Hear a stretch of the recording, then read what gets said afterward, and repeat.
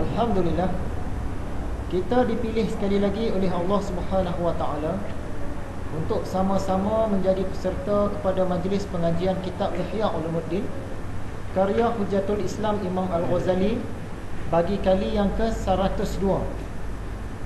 Bagi kali yang ke-102. Malam ini kita masih berada dalam kitab yang kedua daripada 40 kitab yang berada dalam kitab Ihya ini. Kitab yang kedua ini masih lagi faedah-faedah i'tiqad. Dan tujuan pengajian kita tidak lain ialah untuk menghidupkan ilmu-ilmu agama, khususnya 3 tungku fardu ain, iaitu tauhid, fiqh dan tasawuf. Hadirin yang dirahmati Allah sekalian, sebelum kita masuk pelajaran yang baru, kita nak imbas dulu selayang pandang pelajaran kuliah yang lepas.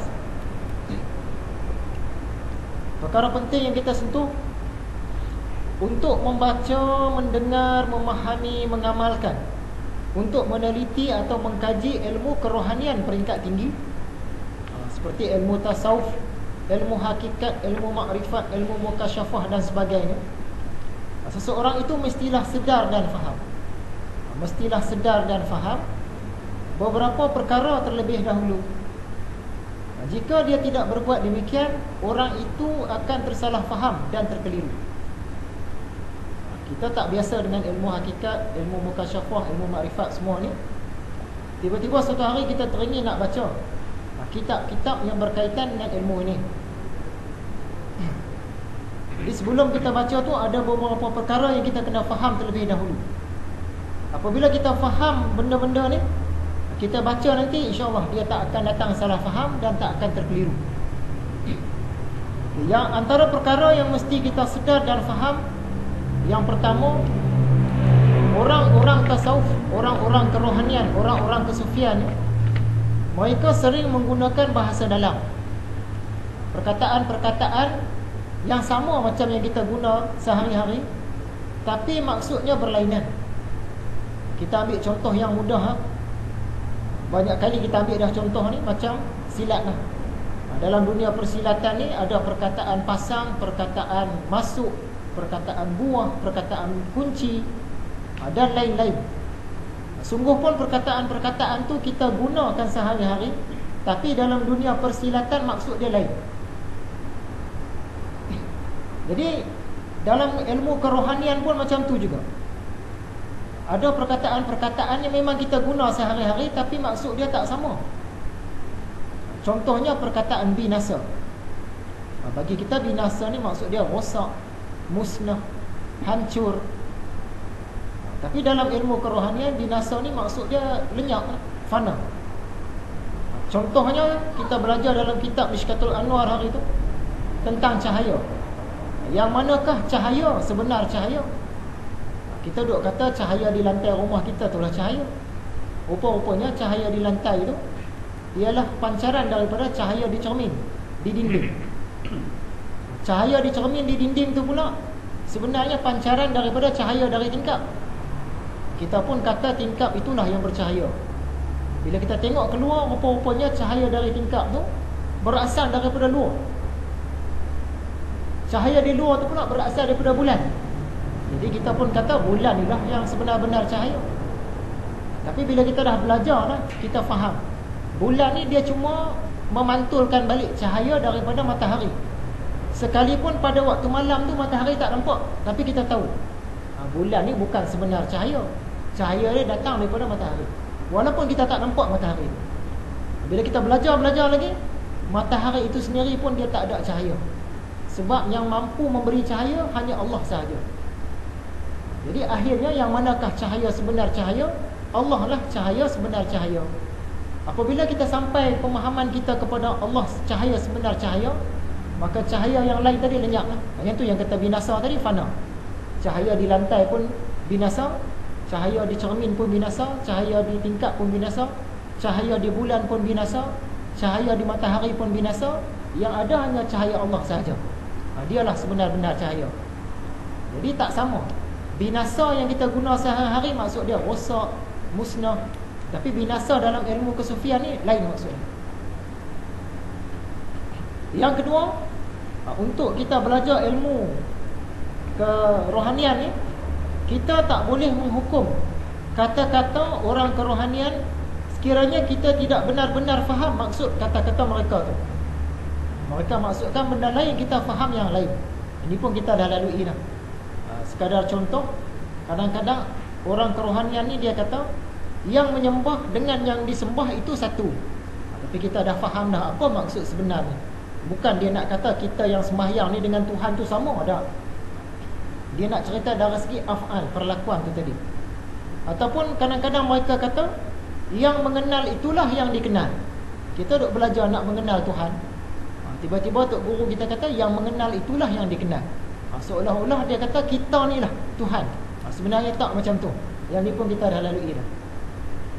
Perkara ketiga yang kita kena faham, ahli-ahli kerohanian ni dia suka pakai contoh-contoh, perumpamaan-perumpamaan, tamsilan-tamsilan. Jadi contoh-contoh yang mereka gunakan hanyalah untuk menghampirkan kepada faham, bukanlah contoh yang sebenar. Sebab Allah ni tak ada contoh untuk dia. Sedangkan kita nak bagi contoh, kita kena ambil daripada alam makhluk. Yang ada hanya Allah dan makhluk. Kita nak bagi contoh, kena ambil daripada alam makhluk. Nak ambil dari selain alam makhluk tak ada lah.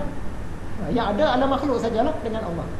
Kita nak cerita tentang Allah, kita akan ambil contoh daripada alam makhluk. Sungguh pun begitu, kita sedia maklum, makhluk dengan Allah berbeza. Jadi kalau orang tu kata makhluk dengan Tuhan ni seumpama ombak dengan laut, bila sekali kita renung nampak macam sama. Seolah-olah orang tu kata makhluk dengan Tuhan ni sama. Sebenarnya tak sama. Walaupun ombak dengan laut memang sama. Kerana ombak ni dia ada mengambil tempat, dan laut pun ada mengambil tempat.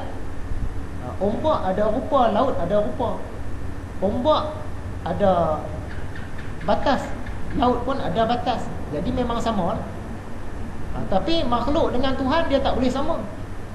Sebab makhluk terpengaruh dengan tempat, Allah tak terpengaruh dengan tempat. Makhluk dia ada rupa, Allah tak terpengaruh dengan rupa. Makhluk dia ada sempadan, Allah tak terpengaruh dengan sempadan. Jadi contoh ombak dengan laut tadi itu untuk menghampirkan kepada faham sahaja, bukanlah contoh yang sebenar. Kalau kita faham itu sebagai contoh yang sebenar, jadilah ajaran sesat. Kita sangka memang betul lah kita ni Allah.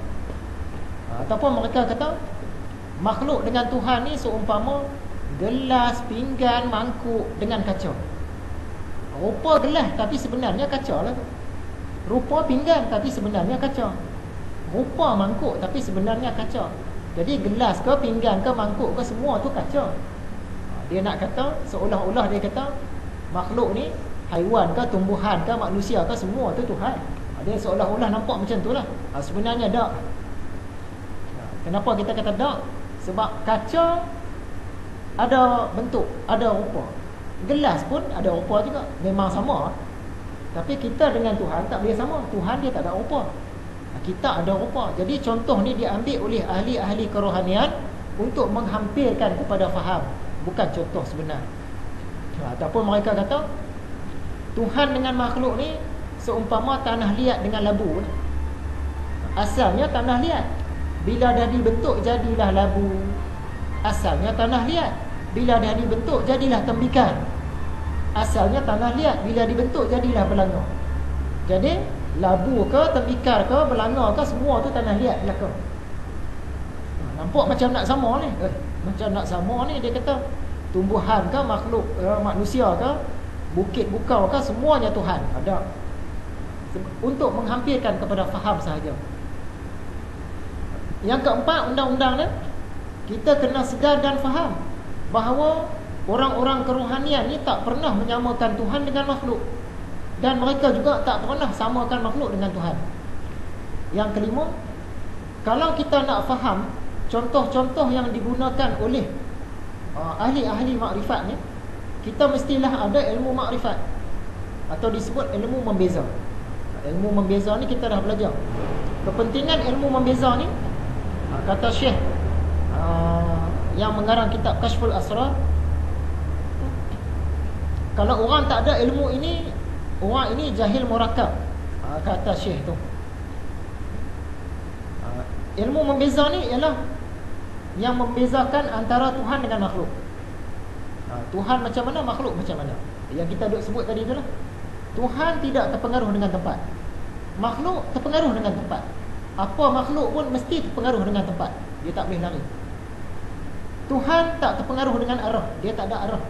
Dia tak ada duduk di kiri ke, di kanan ke, di atas ke, di bawah ke. Sebelum ada arah tu dia dah ada arah. Bahkan dia yang menciptakan arah. Jadi Tuhan tak terpengaruh dengan arah. Makhluk mesti terpengaruh dengan arah. Baik apa makhluk pun mesti terpengaruh dengan arah. Tuhan tak terpengaruh dengan jauhar, dengan arat. Makhluk terpengaruh dengan jauhar, terpengaruh dengan arat. Ini pun kita dah belajar.